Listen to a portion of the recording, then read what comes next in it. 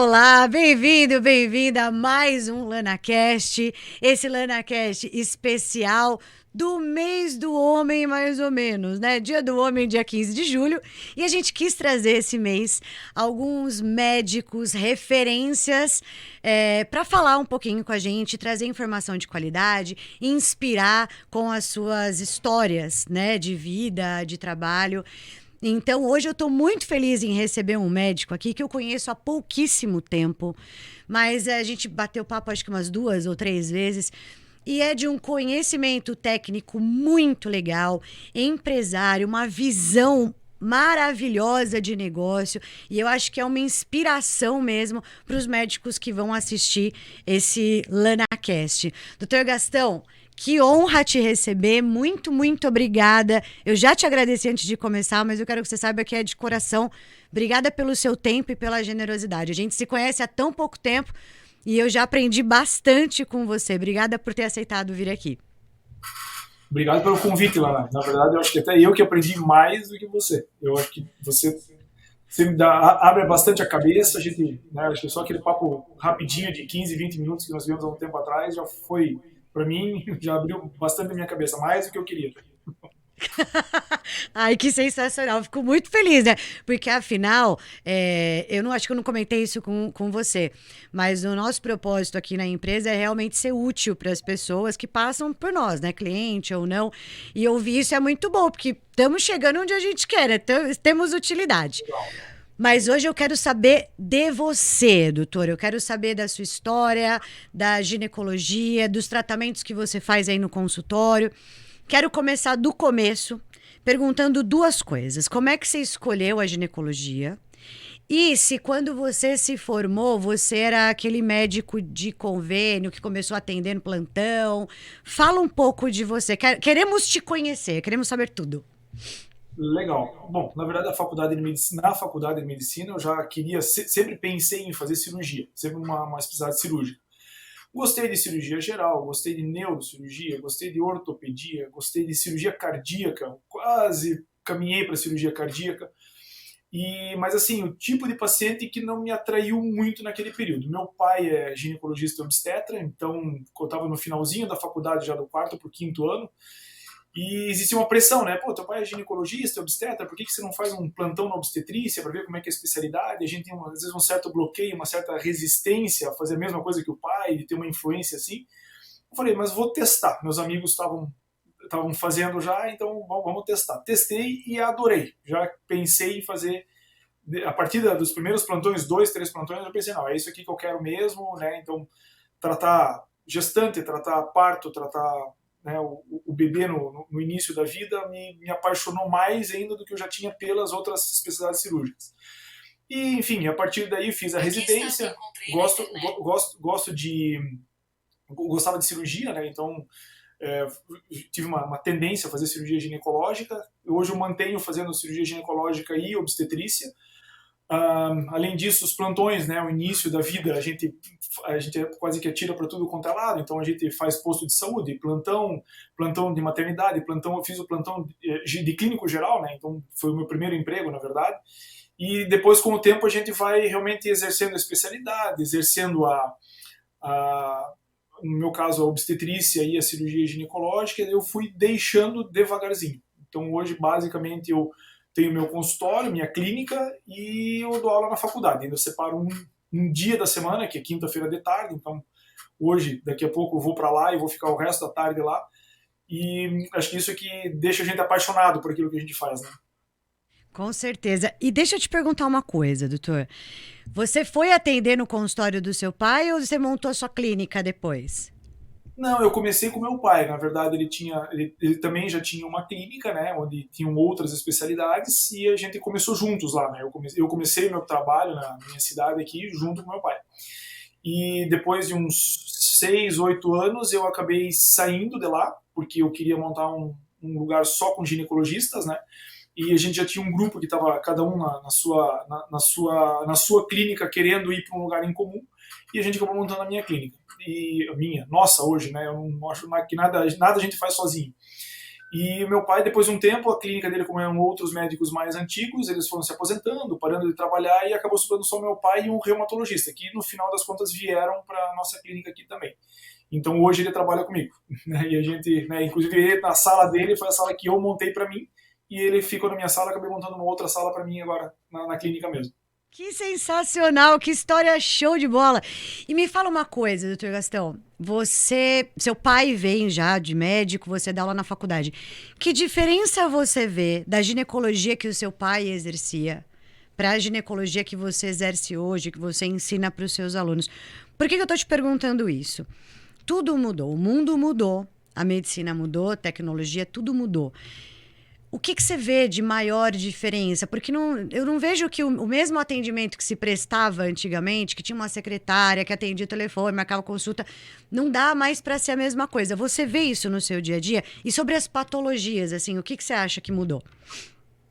Na verdade existiu um avanço da medicina, né? Então, em relação às doenças, hoje a gente trata, por exemplo, a endometriose de uma maneira muito mais simples. Antigamente não tinha diagnóstico, a cirurgia era difícil de se fazer, era difícil de se diagnosticar, se menosprezava muitos sintomas, como sangramento, como dor, principalmente. E hoje em dia a gente pode fazer por exemplo, um acesso, uma videolaparoscopia, que é um exame, né, dá o exemplo da endometriose, que é um exame que a gente faz cirurgicamente. Você faz o exame e se aproveita o exame para fazer o tratamento da doença. O ultrassom melhorou muito na parte de obstetrícia, então a gente hoje acho que faz os diagnósticos muito mais acurados na obstetrícia e na ginecologia também. A gente indica muito menos cirurgias desnecessárias, que eu acho que antigamente tinha. E, por outro lado, talvez, né, ele tem toda a bagagem dele, existe ainda a história da experiência, né? Então é a história da gente comentar assim, que quanto mais eu treino, mais sorte eu tenho. Na verdade, não é bem a sorte, é o treinamento que vai levando à perfeição. E se a pessoa treina de uma maneira correta, como ele fez, acho que a experiência dele não pode ser jogada fora. A gente, né, ele acabou acompanhando toda essa evolução de todos esses anos, né, fazendo cirurgias. As cirurgias antigamente com uma anestesia mais difícil, uma técnica mais difícil, ela foi evoluindo e hoje a gente tem muito mais facilidades. E é troca de ideias, né?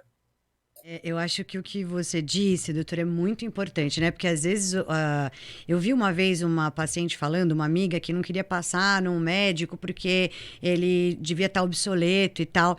Mas eu acredito tanto na experiência dos médicos, porque você estava falando do diagnóstico que hoje é mais preciso, né? A gente tem vários exames e vários tratamentos que não tinham na época do seu pai. E, nossa, para ele tratar era um desafio muito maior, né? Precisava estar muito apurado em conhecimento mesmo, né? E isso realmente não pode desprezar. Mas você acha que hoje vocês pesquisam mais, têm uma anamnese, faz um diagnóstico melhor, porque vocês perguntam mais para paciente? Porque você comentou agora há pouco que não tinha muito o que fazer com a paciente de endometriose, né? Assim como não tinha muito o que fazer com a paciente da perda urinária, nem a paciente na terapia hormonal. Você acha que hoje dá para fazer uma anamnese mais apurada, perguntar mais coisa, porque tem mais possibilidade de tratamento? Sim, eu acho que os tratamentos melhoraram e o diagnóstico também. Então, se a gente conversa melhor com a paciente e os exames com uma interpretação mais acurada, a gente consegue tratar de uma maneira melhor.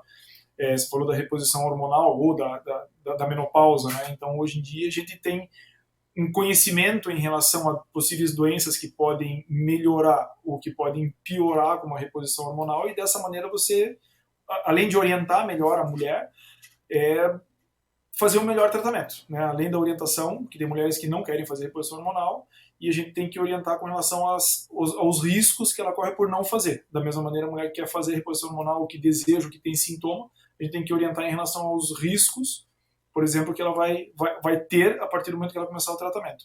E também com relação às cirurgias, né?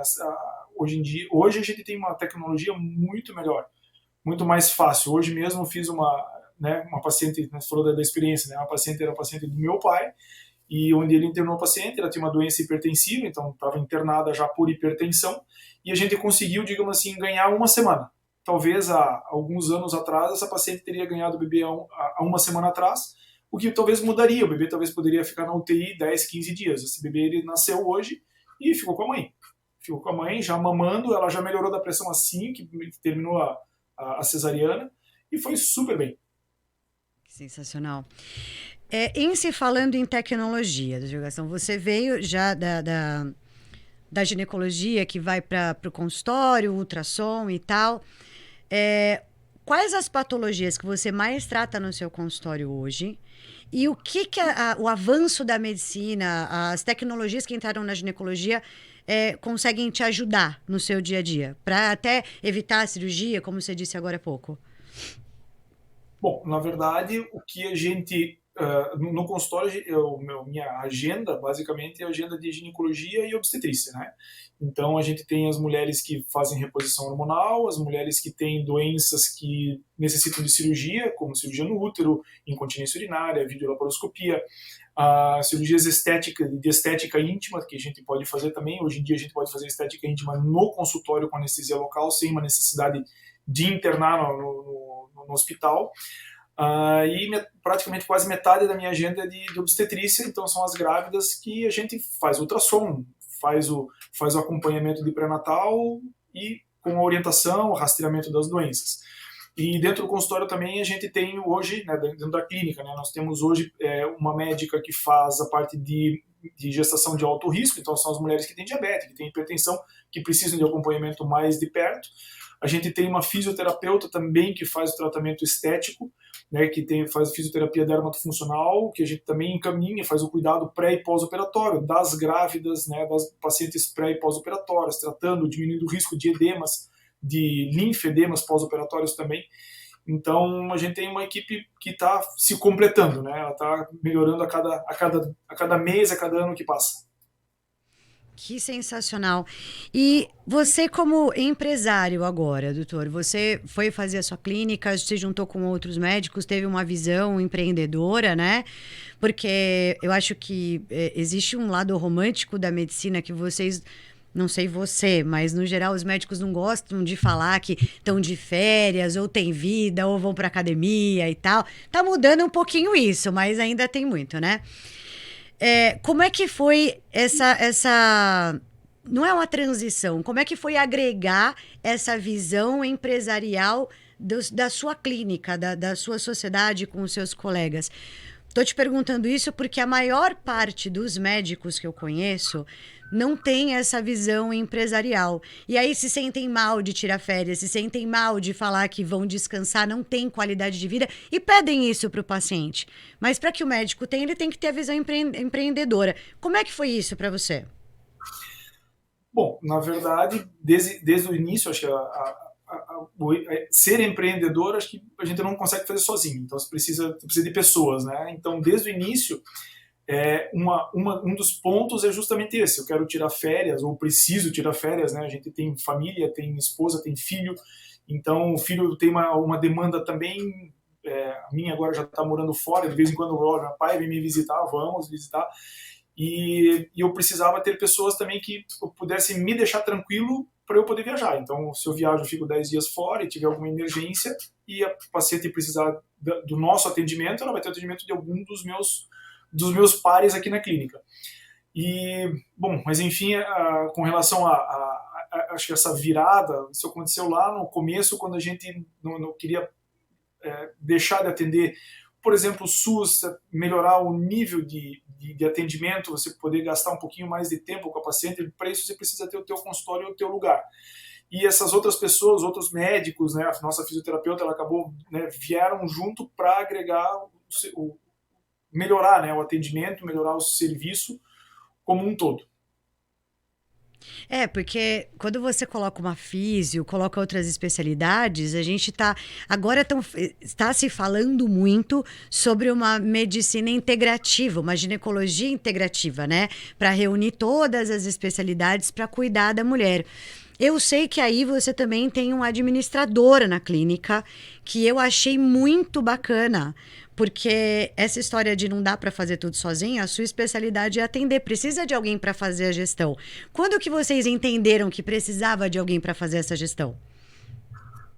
Desde o início, quando a gente começou, ficava tudo nas minhas costas, né? Então era eu que fazia toda a parte administrativa, pagamento, folha, tudo. E na verdade, a clínica foi aumentando, nós começamos em 3 médicos, aumentamos para 4, para 5, para 6, e depois veio a fisioterapeuta. E a gente começou a aumentar o número de funcionárias que nos ajudam a fazer o atendimento também, desde a secretária até a atendente que fica dentro da sala, que, enfim, basicamente faz o atendimento junto, né, das pacientes, que ajudam nos procedimentos, né, nas pequenas cirurgias, nos pequenos procedimentos, colocação de DIU e tudo. E daí, quando chegou esse momento onde eu não tive mais como manter sozinho, eu acabei, né, buscando um administrador. E tivemos um primeiro administrador que não tinha tanta formação, e hoje tem um administrador que, por coincidência, é um colega meu de infância, e que é muito bom, né? Então, na verdade, uma pessoa de alta, extremamente confiável, e ele faz toda essa parte administrativa, né? Então, faz todo realmente a visão administrativa. E, na verdade, com tudo isso, ele agregou coisas, né, conhecimentos que eu também não tinha.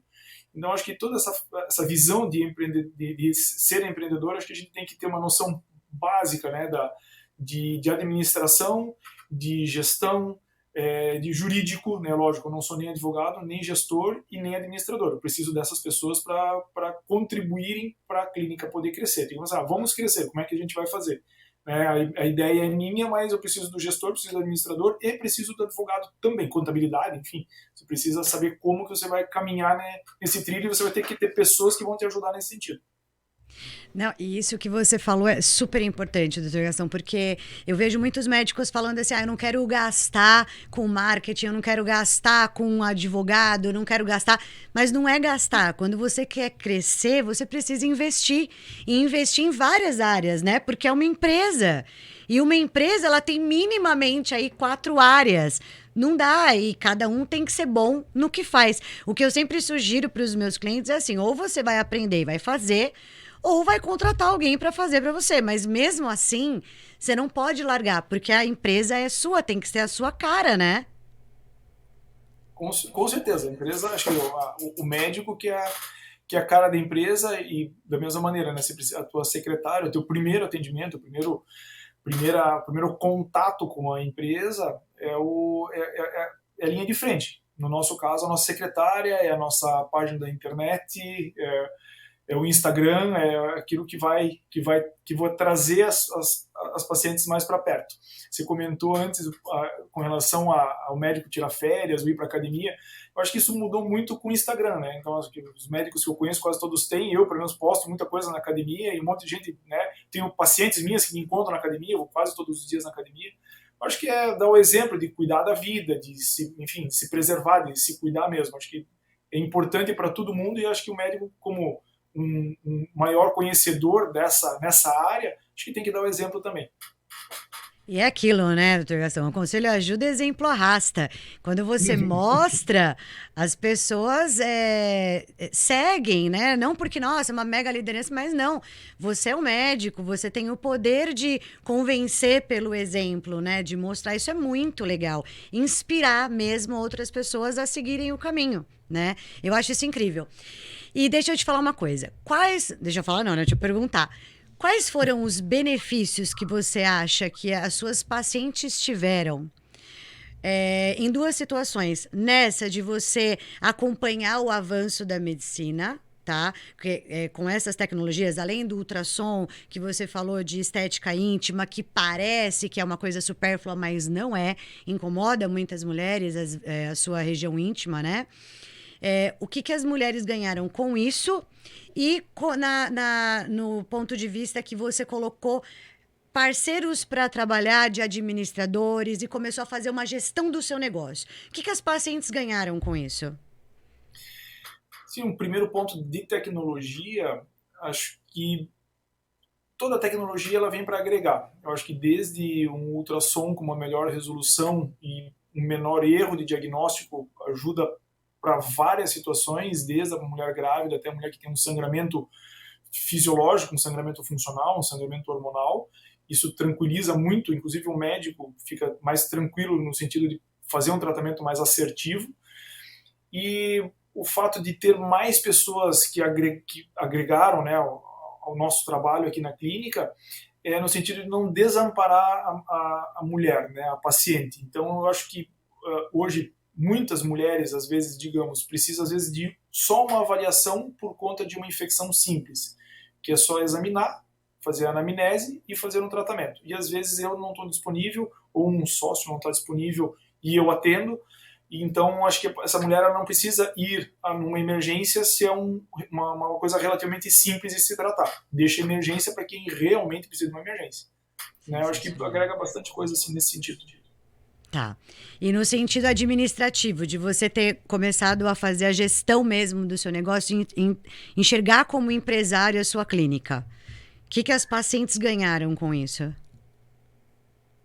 Eu acho mais em relação à gestão, especificamente, na verdade, a gestão hoje não sou eu que faço, né? Tem gente que faz, né? Então eu basicamente fico aqui fazendo o tratamento, mas eu acho que as pacientes acabam vendo, analisando assim um lugar maior, um lugar com mais segurança, né? Porque inclusive as pacientes que vêm no consultório que a gente tem uma dúvida em relação ao diagnóstico ou às vezes tem 2, 3 condutas possíveis, se a gente tem um grupo, então esse grupo a gente faz uma discussão em grupo, né? O WhatsApp e as videoconferências ajudaram muito nesse sentido. E, ao mesmo tempo, as próprias cirurgias, né? Nós nunca fazemos uma cirurgia sozinha. As cirurgias são feitas sempre, no mínimo, em dupla. Às vezes em 3, mas no mínimo em dupla.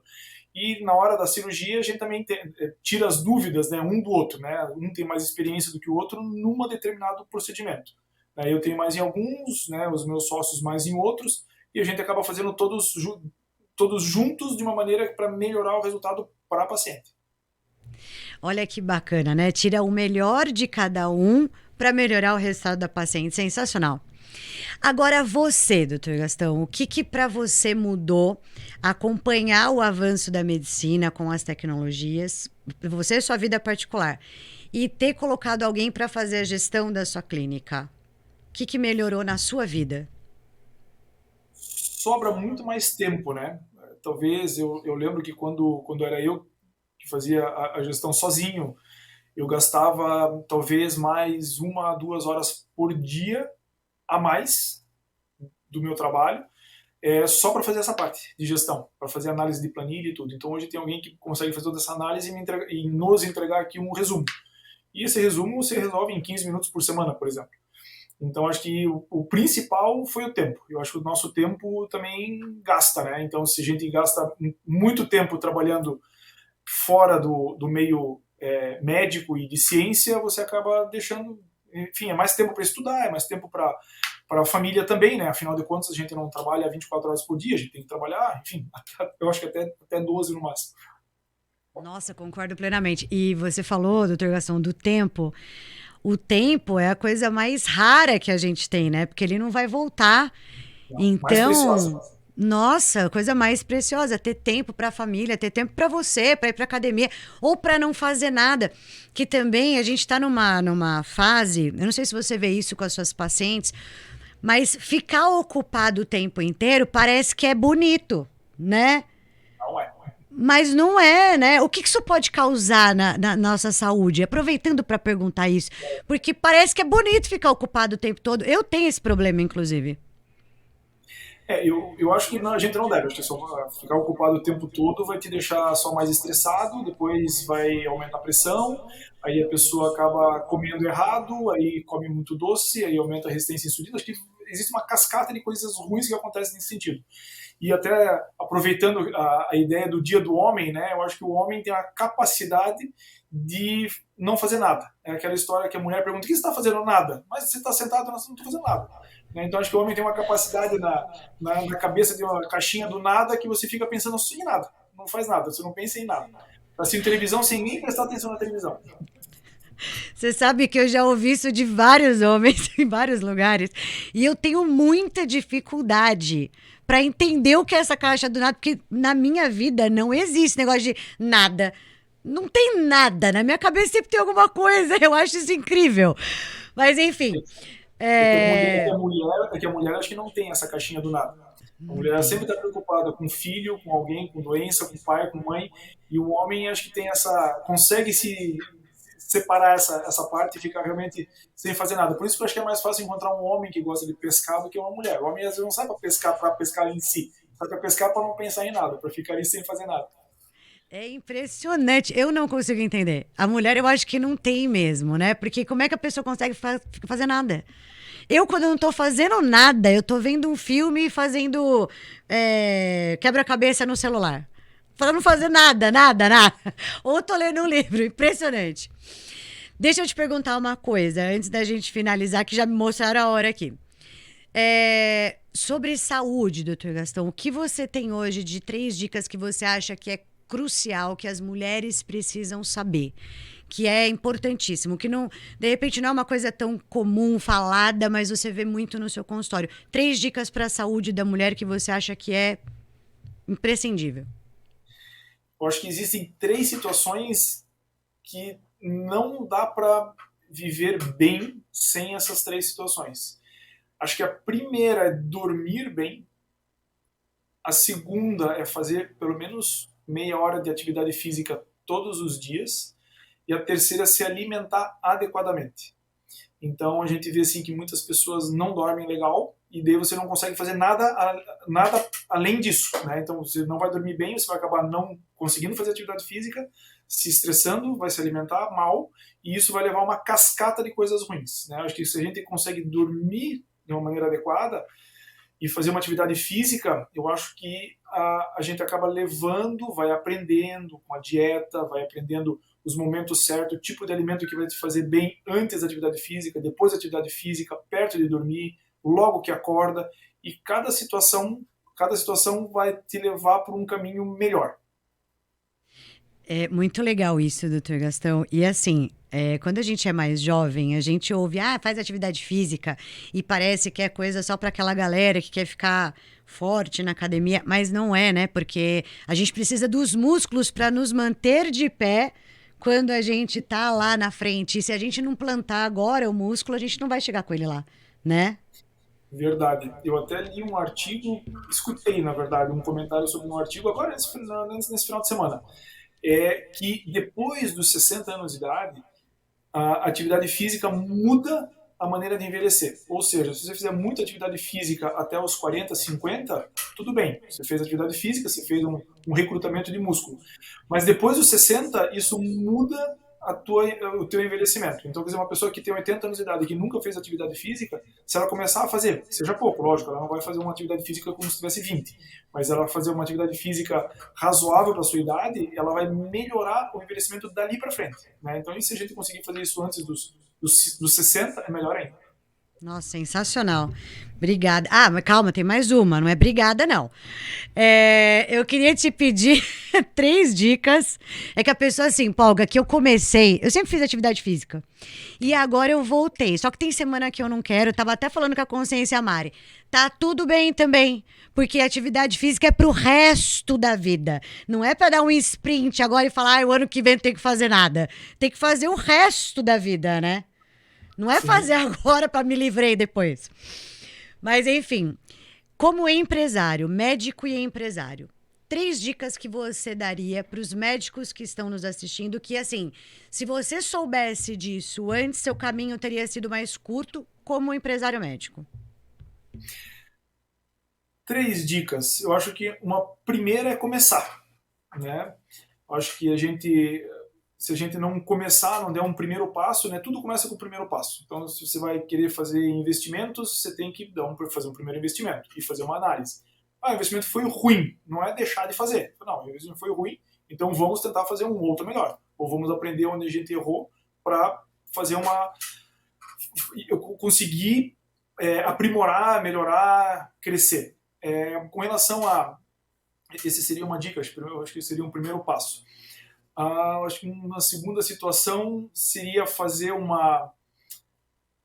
filtro nos ouvidos, né? Porque eu acho que das principais situações que a gente encontra justamente são as pessoas que falam assim, que falam negativamente contra você. Às vezes é um ente querido, você está crescendo no teu negócio, está crescendo na tua empresa, e a pessoa, opa, peraí, tu está crescendo demais. Está errado, o teu tombo vai ser grande, você não deve fazer isso, vai ser ruim para você, pensa, tu tem família. Então acho que a gente tem que filtrar muitas coisas. Lógico que você tem que filtrar com critério, que as pessoas que estão falando isso para você, muitas vezes elas te querem bem, elas não querem mal. Mas se você muitas vezes seguir o conselho delas, você também vai para um caminho que não é o caminho que você gostaria de trilhar. Acho que esse é uma segunda situação, a gente realmente segurar um pouquinho, né, ou filtrar muito o que a gente escuta e alguns conselhos, buscar conselhos, né, positivos e negativos, e colocar um filtro neles. E eu acho que uma terceira seria realmente a gente analisar o que a gente está fazendo, né? Então, às vezes você analisa e você acha que você deve trilhar um determinado caminho, e aquele caminho ali, ele talvez não te leve para um bom lugar.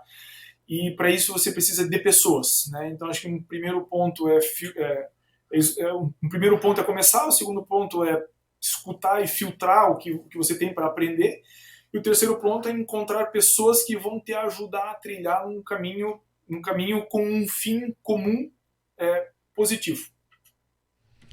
Amei, amei e acredito em tudo isso, doutor Gastão.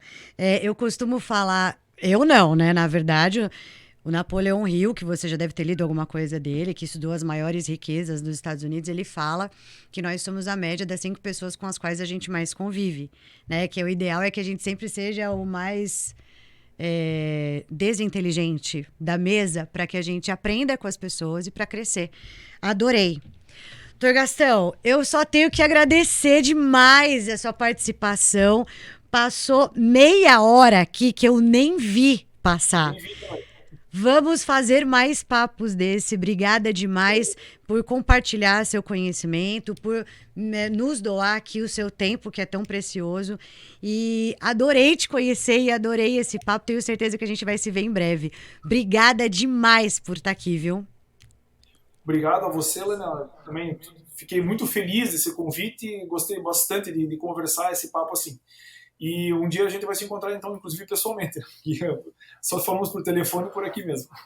Certamente. E para você que ficou com a gente até agora aqui no LanaCast, espero que você tenha aproveitado muito. Eu amei, acho que foi extremamente enriquecedor. Eu gosto muito de ouvir as histórias das pessoas para aprender com elas. Então, acho que você também gostou. A gente se vê no próximo LanaCast. Um beijo!